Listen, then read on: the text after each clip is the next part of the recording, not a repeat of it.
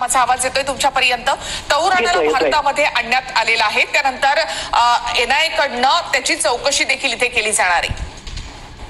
नक्कीच तहबूर राणाला भारतामध्ये प्रत्यर्पण संधीच्या अनुसार त्या ठिकाणी आणलं जाणं आणि त्याच्यानंतर त्याची चौकशीतून ज्या वेगवेगळ्या प्रकारची धागेदोरे आपल्याला त्या ठिकाणी प्राप्त होणार आहेत त्या अनुषंगानं ही महत्वाची घटना आहे.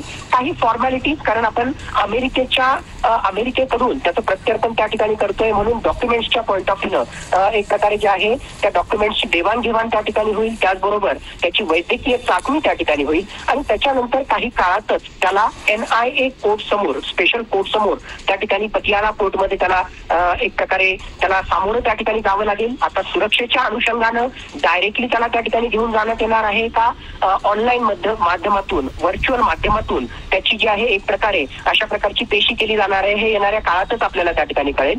पण त्या एनआयए कोर्ट मधून जे आहे साधारणतः 4 आठवड्याची, 1 महिन्याची त्याची कोठडी घेण्याचा प्रयत्न हा एनआयएच्या त्याचबरोबर भारत सरकारच्या स्पेशल प्रोसिक्युटरच्या माध्यमातून ऍडव्होकेट कृष्णन आहेत त्या ठिकाणी, त्याचबरोबर ऍडव्होकेट मान आहेत यांच्याद्वारे त्या ठिकाणी केली जाईल. आणि हे केल्यानंतर एनआयए मुख्यतः इंटरोगेशन करेल, याची चौकशी करेल आणि या चौकशीच्या माध्यमातून ज्या वेगवेगळ्या गोष्टी समोर येतील ज्यामध्ये खरोखरच आपले जे खरं भेटी आहेत, म्हणजे भारतामधूनच, मग त्यामध्ये काही ब्युरोक्रॅट्स आहेत का, काही राजकारणी आहेत का, काही बिझनेसमॅन आहेत का, त्यांचा कशा प्रकारे या 26/11च्या हल्ल्यामध्ये प्रत्यक्ष अप्रत्यक्षरित्या संबंध होता, त्या गोष्टी आपल्या समोर त्या ठिकाणी येतील. आणि त्याहून महत्वाचं खऱ्या अर्थानं ISI, पाकचं लष्कर, त्याचबरोबर LET म्हणजे लष्कर ए तैयबा या दहशतवादी संघटनेचा जो समावेश या 26/11च्या प्लॅनिंग मध्ये आणि एक्झिक्युशन मध्ये होता, त्याच्याशी संबंधित वेगवेगळ्या प्रकारचे इनपुट्स आपल्या समोर येतील आणि त्याच्या आधारावर आणखीन या तपासाची गती, त्याचबरोबर तपासाची व्याप्ती त्या ठिकाणी वाढेल.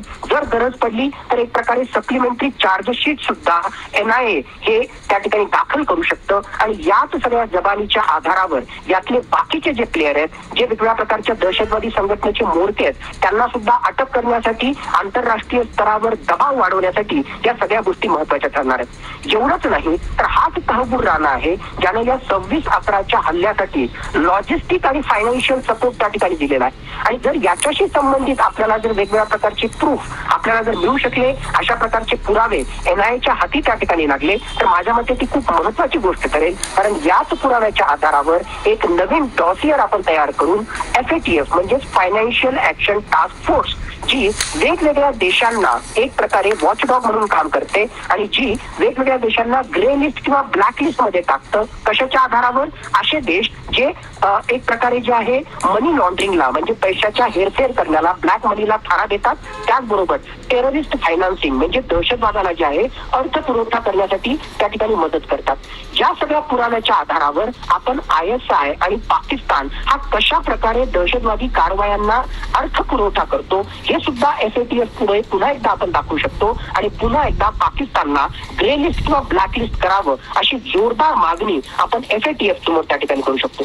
त्या सगळ्याच अनुषंगानं पाकिस्तानचा रोल असेल, वेगवेगळ्या प्रकारच्या एक्स्ट्रीमिस्ट इस्लामिक टेररिस्ट ऑर्गनायझेशनचा रोल असेल किंवा आमचे घरभेटी, त्यामध्ये राजकारणी असू शकतात, बिझनेसमॅन असू शकतात, वेगवेगळ्या प्रकारचा नोकरशहा वर्ग असू शकतो, त्यांचा यामध्ये कशा प्रकारे रोल आहे हे सगळं समजण्यासाठी तहबूर राणाची जबानी, त्याच्याकडून मिळणारी माहिती अत्यंत महत्वाची ठरणार आहे. आणि त्याच अनुषंगानं प्रत्यर्पण करून त्याला भारतामध्ये आणणं मोठा काळ होता, साधारणतः 18 वर्षापेक्षा सुद्धा जास्त कालावधी आपल्याला लागला, पण अतिशय न्याय्य पद्धतीनं, न्यायिक पद्धतीचा वापर करूनच आता आपण जे आहे त्याच्या विरुद्ध कारवाई त्या ठिकाणी सुरू केलेली आहे आणि त्याचा पहिला टप्पा म्हणजे आता त्याला भारतात आणण्यात आलेला आहे. नक्कीच, धन्यवाद सर, तुम्ही आमच्याशी बोलात त्याबद्दल. निवृत्त lieutenant colonel Satish Dhage sir आपल्याला या संदर्भात माहिती देत होते.